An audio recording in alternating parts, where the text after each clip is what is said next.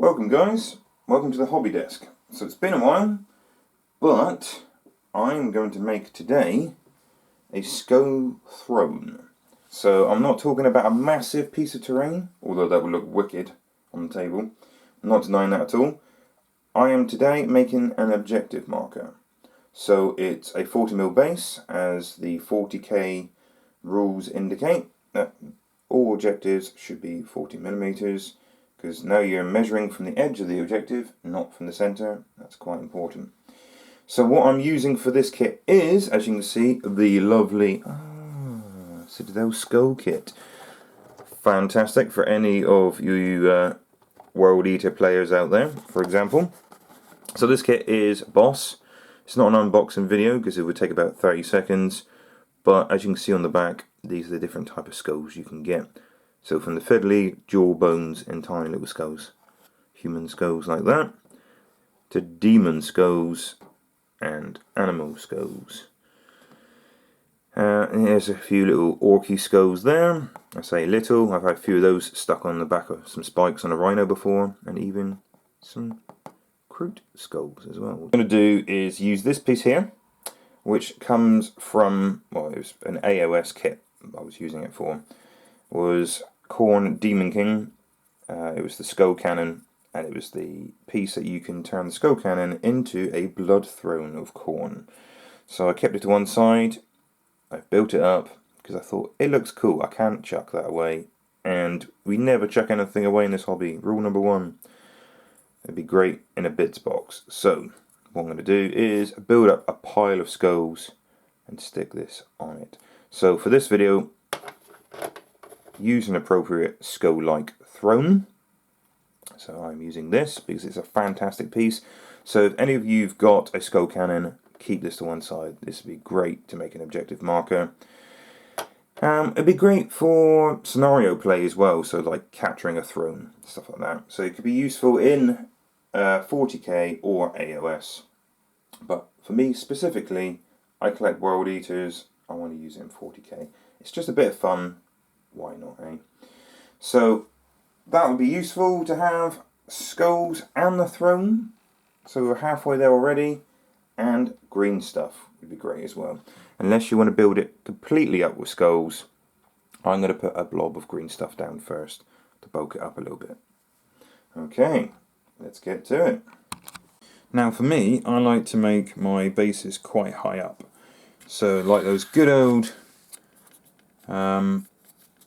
Golden Demon bases, they're nice and high up.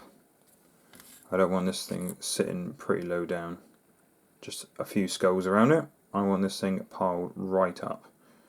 So I'm going to put a nice good old blob of green stuff on there. So half and half. Bit of blue. Get nice and warm. And a good chunk of the yellow. Of course you can always add more, so I'm working my 50-50 together, twisting it, working it.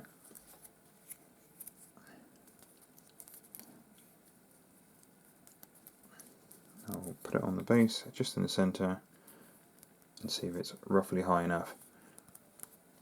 I'm going to add loads and loads and loads of skulls to this. So I want it nice and high.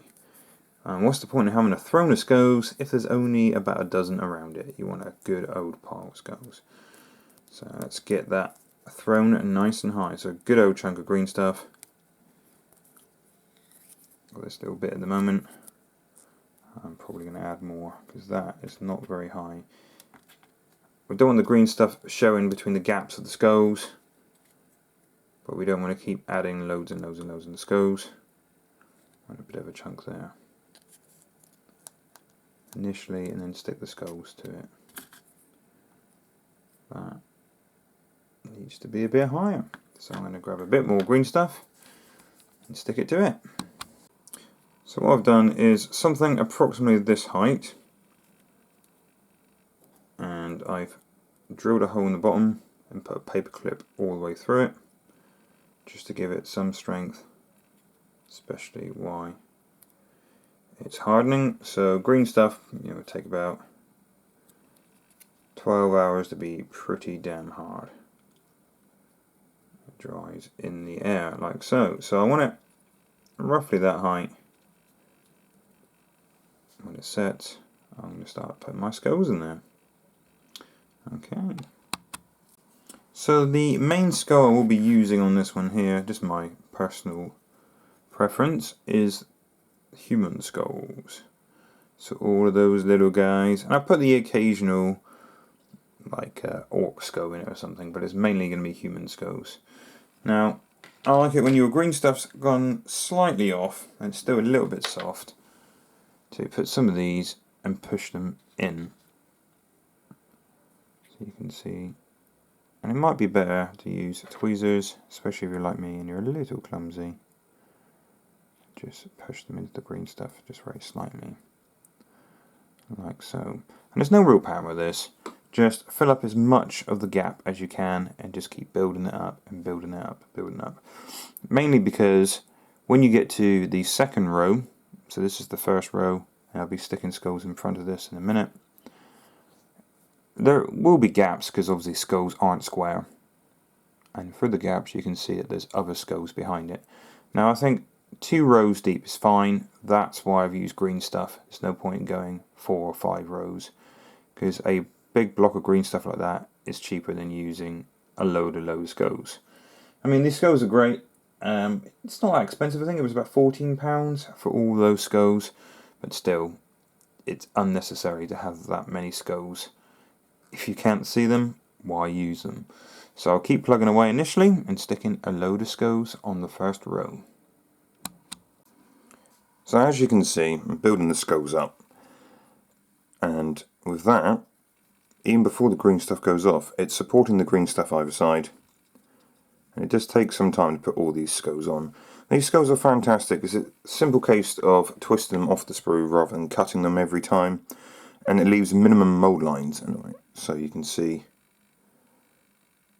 and they are pretty good. I've just twisted these off just to prove a point. You can see there's a slight mould line there. So the longest part of this job isn't sticking the skulls on, it's just slightly taking a little bit of a mould line off the crest of the skull itself. And you can see now at this angle, I'm starting to build up the second layer as well. So the first layer is all around the green stuff, and the next layer goes all the way around.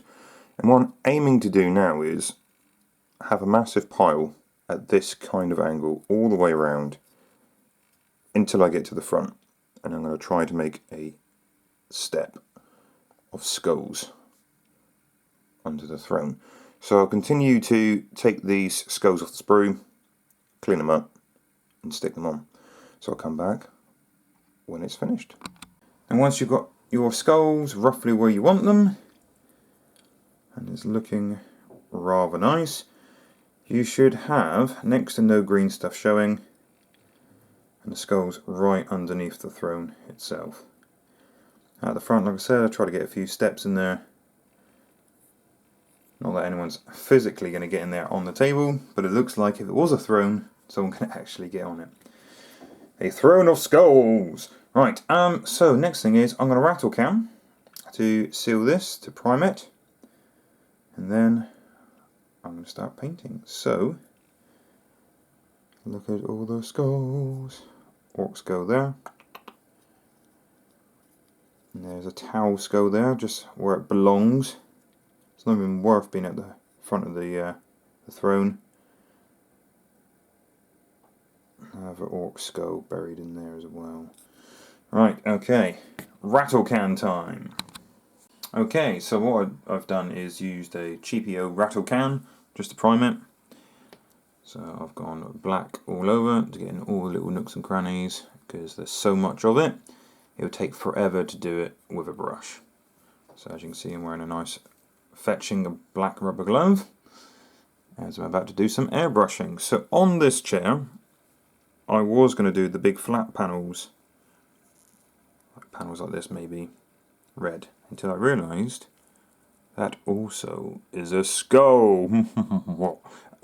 And I'm thinking I might just do it white and gold, because all around the edges. I would imagine that would be gold.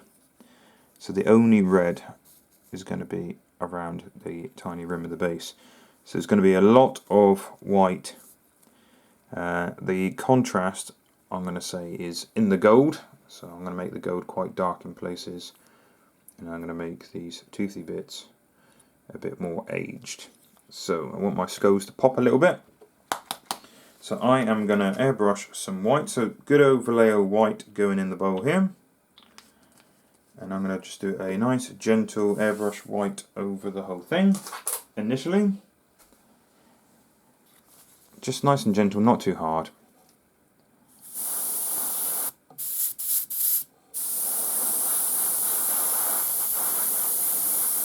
So I don't really want to get in the recesses if I can help it.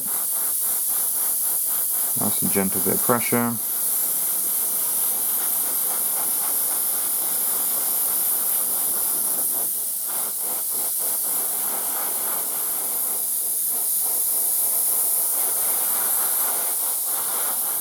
And as you can imagine, the higher areas are going to be a bit brighter. So another bit there, hit that harder, hit that harder, hit that harder, and of course the chair itself. The skulls are going to be just covered gently. Like I said, try not to get in the recesses. Just want to give a bit of illusion of depth. There we go. And I'm going to start bringing it in a bit closer.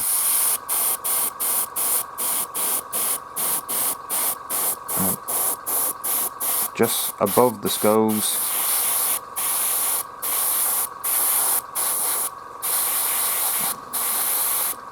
So like the crown of the skulls are going to be brighter than the rest.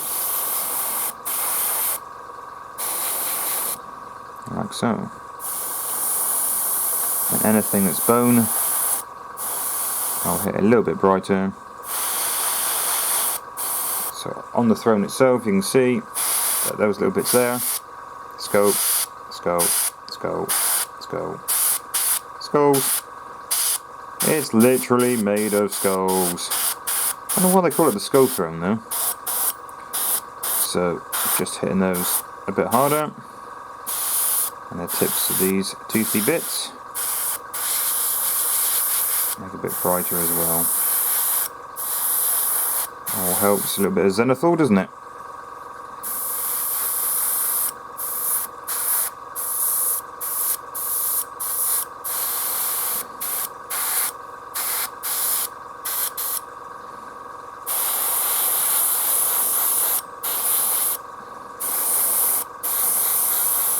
Not sure what colour a Tau skull would be.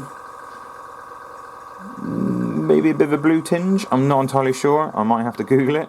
But I'm thinking white. So that's what I've done so far. And I might follow up the brighter white a little bit more with this stuff. But once it's dry, I'll start cracking with the skulls first. And I'm going to do it a pretty simple way. Mostly Agrax washes onto the skulls first. And then highlight up the larger surfaces of the skulls. Or maybe even dry brush. Because I'm not going to put massive amounts of detail in this. This is purely an objective marker. It's just something nice in the middle of the table as I'm playing World Eaters. I'm feeling a bit special. They need some love. So I'm basically making this for them. Having a nice objective marker on the table. So it's looking pretty good so far. Of course I will dull the skulls down a little bit with some Agrax. But first I am going to dry brush just the tops of them. And the skulls inside the throne. The skulls on the back of the throne. So a bit of dry brush. I am going to use, give my paint a good old shake, some Vallejo paint. But any white will do. Whatever your favourite white is. Just put a little bit of paint on there, if it'll come out the bottle. So just a little bit. Do prefer a drop of bottles. That old brush. Squirt the paint inside the brush. And then rub it off. Just the excess. on a piece of tissue. Work it in just a little bit. So by dry brush I mean, if I use it on my finger for example, I want to cover the fingerprint, not the finger. So that's still possibly a bit too heavy. You can still see the finger a bit there. Work it out. Still a bit too heavy. 5 times a charm, run out of fingers here. And there we go, that looks pretty good. So I will just dry brush the tops of the skulls, making them pop a bit more just before dulling them down. So there we go. Picking out a bit of detail as well. Notice like the crown of the tau skull there has been picked up.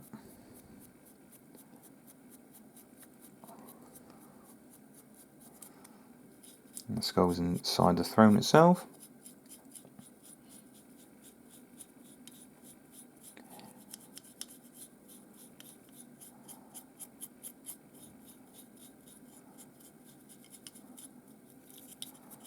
And on the seat of the throne.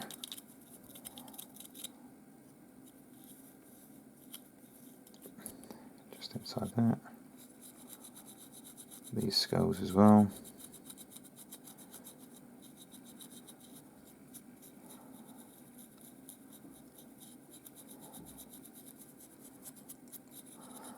It picks out all the details, so if I did that, you can see the ridge there looks a bit whiter.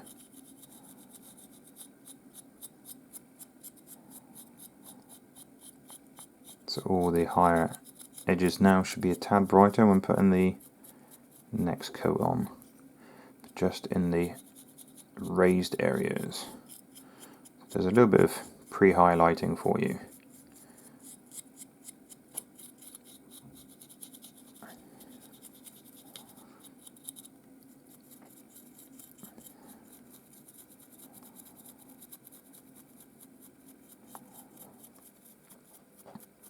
Okay, we'll let that dry, and then we'll bust out some Agrax.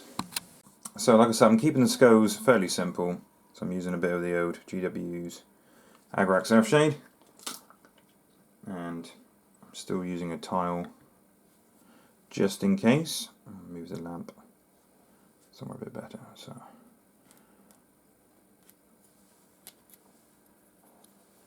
And I am pretty much drowning these skulls. So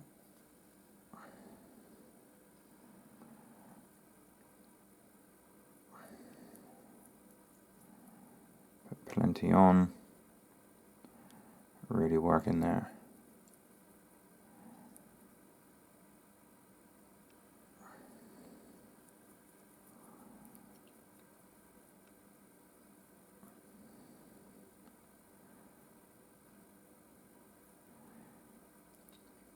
I know there is a good contrast paint for bone at the moment. I haven't tried it myself. So whatever way you like to paint bone, I like to make my skulls look quite aged. I mean, I know it's a skull throne and they are trophies, but I don't see Khorne polishing these in my head anyway. Like the Predator, cleaning them up, polishing them. I think these are pretty much just ripped out of the victims and placed at the base of this throne. So some of these still might even be a bit bloody. Because what I'm going to do is just work a load of Agrax in there. So you get a bit of contrast. The dark on the recesses just gives the illusion of a mountain of bone. Goes on and on and on and on. Alright, so I'm going to slap all of this on. I'm going to do the skulls inside the throne itself. And then we'll wait a long time for it to dry. Or we can always use a air dryer, air dryer even. Okay, so the next thing, after all the Agrax is dry, and it's got to be fully dry, so just in case you touch the Agrax with a bit of the next colour, which is gold. I prefer this gold from GW, Citadel Paints. I think it's quite a nice gold. Yeah, so if it's not fully dry, the Agrax, and you accidentally touch the gold on the Agrax, it will go everywhere, so make sure it's fully dry. So you can see I've started picking out the gold trim here. Once all that's done, then I'm probably going to put an Agrax wash over that to make it nice and dirty and aged. Do like a bit of the contrast between the bone colour and the aged gold. So I'll carry on plugging away, picking out some of the gold. So all along the framework along here.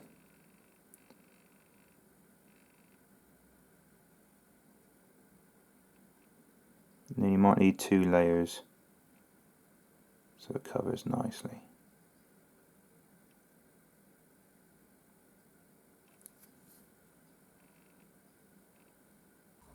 Okay, so like I said, I finished off the gold, and I applied some Agrax to the gold as well, fairly heavy, giving it some pretty deep contrast. So at this stage you could always pick out the edge highlight of the gold, making it pop a bit more. You can use gold itself, or you could even use a silver to make that gold really shine, but I want it to look grubby and dirty and aged. So next thing is, between the skulls here, you will notice, whoop, bring it nice and close, looks like some torn fleshy sections. So I could spend a while building up the fleshy colours, but I want to make it look a little bit pinky, so I'm going to try a little bit of the old Carroburg Crimson. Ooh. So I want to make this flesh to be pink and moist looking, and like new flesh. So just a little bit on the brush, and it's just a little bit in between the skulls, so just here and just around there. Now you'll find this goes quite well with the gold actually, the pinks and purples always go well with gold. Now originally I was thinking about doing it regular flesh tones, and I thought it'd probably get lost in with the bony looking colours. So I'm going to make it look a little bit more garish than I normally would.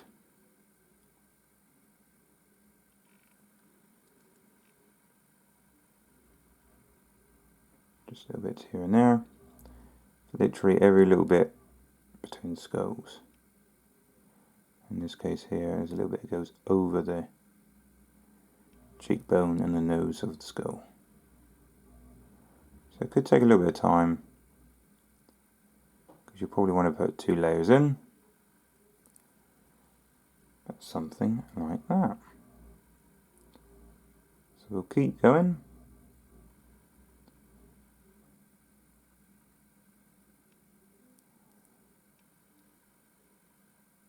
Let's see what it looks like after 2 coats. Okay, so I've done the Carroburg Crimson just inside there. I'm just going to do a little bit of a pinky sinew look, so you can push that as far as you like. And I've also, while that was drying, tried to make these pop a little bit more by making a bone colour in the middle and getting whiter and lighter to the tip. So I mean, you can do that to the skulls as well to make the skulls pop, but I'm thinking skulls underfoot would be grubby, and the last stage is the base. So the rim of the base was painted black, and then I'll use the finest technical paint ever made, Blood for the Blackguard, which obviously a Skull Throne wouldn't be complete without. So I'm going to add a little bit of this. Let's get a little bit on my brush to the rim of the base. So just from the skull to the edge of the base, being as neat as possible.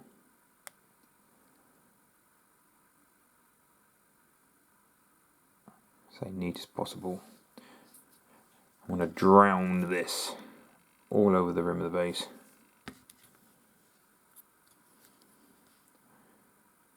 As it should be, because it's a throne of skulls, and blood for the blood god, skulls for the skull lord.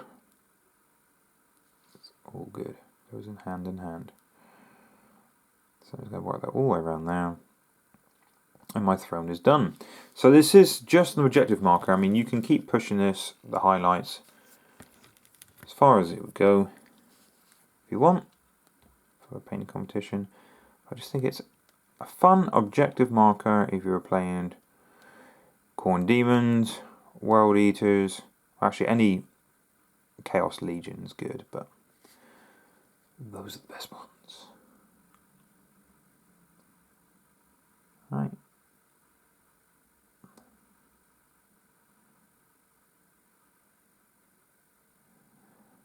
Just keep applying it like so, until it's suitably gory. I'll apply a bit more on my brush. I'm not going to get it too thin. I want it fairly thick and goopy. There's blood pouring out of those skulls. Bathed in blood.